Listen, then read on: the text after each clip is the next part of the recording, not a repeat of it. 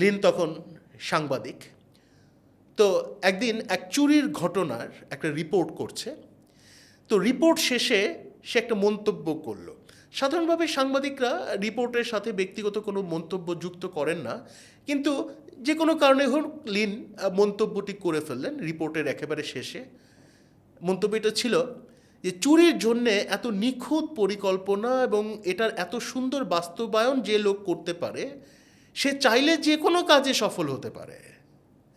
ঘটনাচক্রে এই রিপোর্টটা গিয়ে পড়ল সেই চোরের হাতে, এবং পড়ার পরপর তার মনে হলো যে আমি চাইলে যে কোনো কাজে সফল হতে পারি, তাহলে আমি কেন চুরি করব।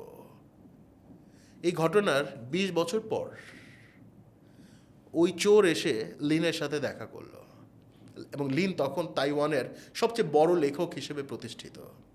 সে লিনকে বলল, আপনার একটা ভালো কথা, ওই যে চুরির রিপোর্টের শেষ লাইনটা আমার জীবনটাকেই বদলে দিয়েছে।